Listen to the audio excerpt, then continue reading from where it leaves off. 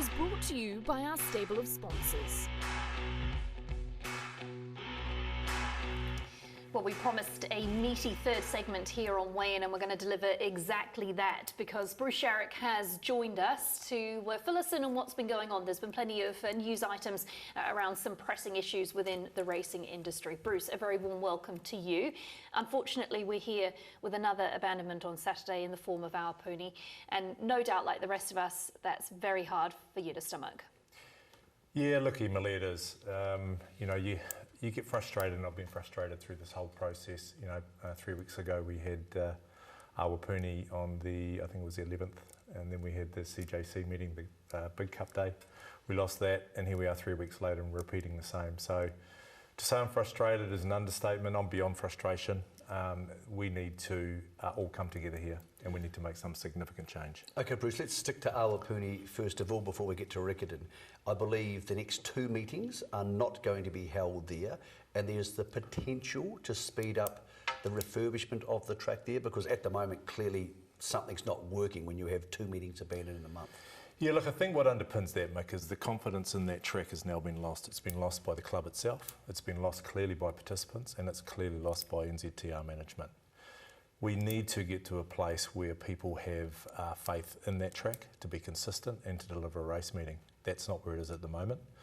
At a most basic level, what, as best you can paraphrase it, is the problem? Yeah, as best I can paraphrase it, I certainly don't want to sit here and pretend that I know what I'm talking about when it comes to turf management, because I don't. The short version is I think irrigation has been left too late, and I think there's an irrigation consistency issue at the track, and that whole system was supposed to have been reviewed after the previous abandonment and hasn't yet been reviewed. So here we are again playing out the same scenario, and yeah, it's simply not good enough. I had 2 hours with the club, both board and management yesterday, Darren Balcom and myself, and without getting into it, it was a very blunt meeting. Okay, accountability. So the NZTR pays money to a club to enable them to run a meeting, because as a lot of people wouldn't know, the stakes are actually paid by NZTR. So do you say to them, for this meeting, or going back to the meeting which was the day before the New Zealand Cup meeting, we're going to penalise you, you're not getting your money. What can you do to ensure this doesn't continue happening? Because Bruce, if you don't punish people for not fulfilling their duties, which are duties to you and to the trainers and owners watching this, then what motivation is them to do it? Yeah, and look, the only lever we have currently is the funding one. And we did raise at the AGM a week or so ago that, in a lot of other businesses, and businesses I've been in myself personally, there are step-in rights when I guess a part of the business is bringing reputational damage to the entire industry. We don't have that under the Constitution, we don't have that, but I think it's time in 2022 we start to revisit all of these things. Now, that's not about NZTR trying to take over and take control. What it's about is us coming and helping those under-resourced or under-capable clubs to get what we need as an outcome that our industry deserves. So at the moment, the lever we have is funding, and quite frankly, in any commercial world, if you're being paid to deliver something and you don't deliver it, you don't get paid. And that's where I've landed, and I make no apologies for it. The short version is there is a message here. It went out when Rotorua had the debacle down there. We've had a few more of it. Funding has been taken off them. Funding will be taken off the Awapuni meeting. And I'm saying to all clubs, if you're not doing the work you should be doing, you should not expect to be paid. Okay, compensation will be paid to the trainers and the connections of the horses for Awapuni. Let's go back to Riccarton. It was a far bigger debacle. Obviously, we lost New Zealand Cup Day, which was postponed, but we lost the crowd out of that. Detailed report came out on Friday about what that was about. Like a lot of us suspected, the grass was too long, moisture got underneath the grass from irrigation the day before, it got trapped there, we had a slippery top. That's me speeding up the report for people who don't want to read it at home. What happens to Riccarton here, first of all, to fix these problems ongoing, but second, again, and it may not be the right word to use in punishment, but to say to them, we will not stand for this happening again. Do they get docked their race day payment? They definitely do, and as was outlined in the circular that we put out on Friday, that Darren put out, there is a significant funding reduction for that race day, as there was for the Awapuni one prior. So Look, I think in both cases, it's as simple as this, without relitigating everything that's in that paper. Everybody can go on the website and read it. It's gone out. The short version is both clubs could have reasonably avoided both issues. And that is the frustrating thing. Is this with a better irrigation plan? To paraphrase it again, it's wordy stuff and it is on the website. But are we not irrigating tracks correctly? This also appeared to be grass that was too long. It's correctly but inconsistently. So some of our irrigation systems appear to be outdated, they need investment, and that's clearly what we're trying to build up with an infrastructure fund to try and help the clubs. Look, our signal is clear. If you're having issues, put your hand up and talk to us. There are a lot of examples through these recent abandonments where it just feels to me that there's this attitude of we'll get by.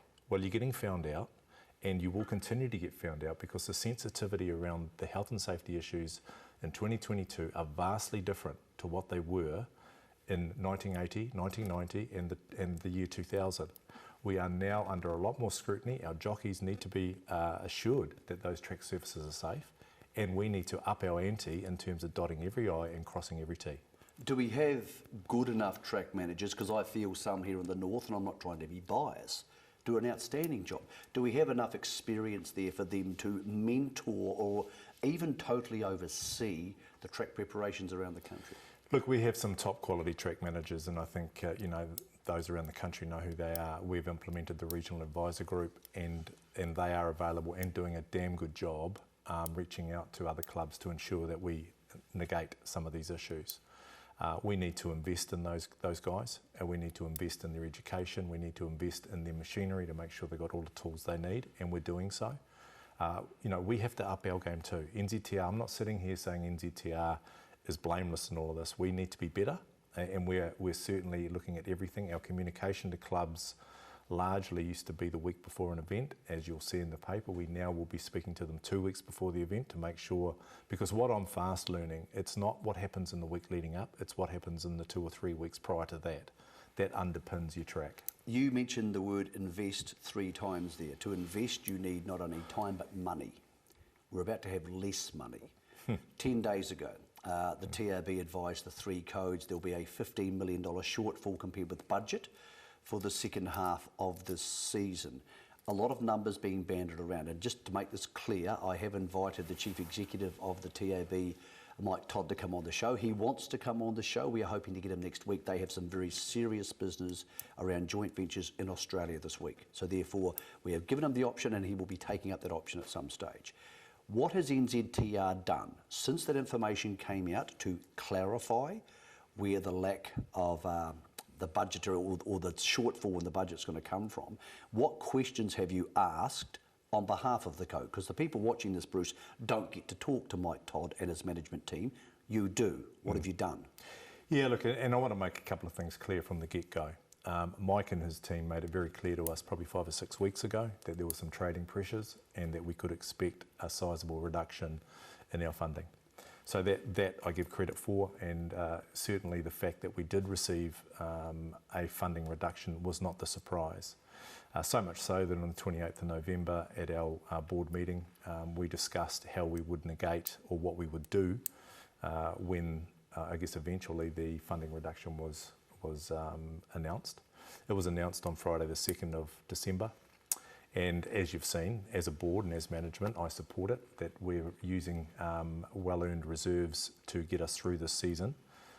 So just on that, before we get back to what's happened next, stakes won't go down because of this for this season? No, they won't. I mean, the only caveat on that, Mick, is if further reductions continue, we need to take stock of our situation, because at the end of the day, you can't live beyond your means. So you get this news and it annoys you and the camera and it annoys everybody watching this show. Just to clarify, the TAB makes the money and then it distributes the money. So NZTR gets money from the TAB and therefore they are not losing money. NZTR is not losing money here, it's losing income, which is because the TAB hasn't reached their budget. I just want people to be clear on that, because I think a lot of people watching weigh-in think the TAB and the NZTR are the same people. They call them they. And in this case, the they are 2 separate businesses. What did your side of your business say to the TAB seeking clarification around why you're losing money? Yeah, and so what I've done, actually leading even into the 28th of November board meeting, was asking a number of questions around the financial data and detail that I require to understand the cut. I mean, I want to make it simple, and I will say this, it's a complex issue. There are many moving parts within their business, and I certainly don't sit here claiming to understand their business. I'm struggling to understand ours. Theirs is another story. But in business, there are a couple of key things. One is revenue, two is margin, and three is expenses. The short version is that revenue last year in 2022 was a record year. Okay, this year after quarter one, we are 52 million up in revenue on last year, but we are 10 million down on the budget drafted from the TAB for this year. I need to understand what underpins that budget and what assumptions were made for such a large uplift, because the next part of that is margin. Now, margin is currently being challenged. Again, that is them doing their business, and I are starting to understand it's quite cyclical. So it may come right. It's about 0.5 to 0.8% down, depending whether you're looking at year on year. Well, that could be affected by GBR, Totally. and also can be affected by Totally. race abandonments. Now, does that impact on the other one, Bruce? Is the fact that we, Galloping, aren't doing a good enough job to hold meetings and therefore having abandonments contribute to this problem? Look, we need to get better. It does contribute, but not to the numbers that I've had done internally. Are indicating that it's not a sizable change, but we do need to get better, and that goes back to the professionalism of this code, and we do need to shift. We need to gear it right up, if you ask me. So it does contribute, but it's not the contributing factor. So the third part of that business you're talking about is expenses, and Correct. I take it that that is something which you want more clarification from the TAB? Yeah, I do. Look, at the end of the day, the budget's set. They are 1.6 up, 1.6 million in Q1, but they are 4.3 million up on last year. On expenses? On expenses. Okay. So that's sizable. Now, at the end of the day, they have significant challenges, and I understand that. We have got pressure on our elites. We've got betting agencies coming in, trying to target them and take them offshore. We've got, headwinds by way of recessionary times, etc. So I understand all of that. But the short version is, when our revenue is exceedingly high, but our expenses appear to be higher, it would appear to me, until I get a really, really clear picture, that we've got a spending in line with a higher budget and it's not working. And we need to have a look at what that Let's is. fast forward this conversation to where it needs to go. We've only got 2 minutes to go, and I do appreciate you coming in, because it's tricky stuff and it's wordy stuff. The government have indicated through the Minister on the show a couple of weeks ago that geo-blocking is possible, and that would be a big saviour for this. And potential JVs and outsourcing are being discussed this week by the TAB with overseas betting partners. What do you say to the government? Because at the moment, our industry is treating water. We're taking water in through the lungs. We aren't drowning, but we're close to it. And there seems to be a slow motion feel to this potential changes to the Gambling Act of 2003. Yeah, look, my commentary on that, Mick, is really quite simple. It's become a political football. It's not a sexy topic to talk about in an election year, but I can tell you the industry needs support. And it's sitting there. We've got a Gambling Act of 2003. It needs review. It needs desperate review. And not only for our codes, but I think for a wider group of people in New Zealand, the harm minimisation approach to gambling needs to be addressed. There is serious leakage outside of this country. Now, it needs to be brought in, and whilst it's not a vote catcher, it needs to be addressed. We're a substantial earner in this economy. We're 1.6 billion GDP, as big as fishery, as big as wine. We have 15,000 full-time employees. We have 50,000 others engaged in the industry.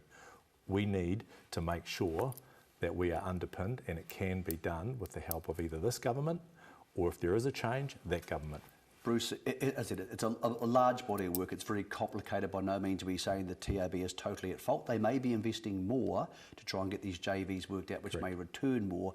We're going to get you back over the summer, hopefully to talk about Cinerama winning a Group 1. Hope so. We do appreciate you being so upfront about things. We could take another half an hour to discuss this. Lots of things in play, and we are hoping to get Mike Todd from the TAB on here to give their side of the story in the next couple of weeks. But at least we are hearing now clubs that fail to produce race winnings as they are scheduled and programmed to do are going to be penalised for that. And I think that bizarrely will be of some comfort to people.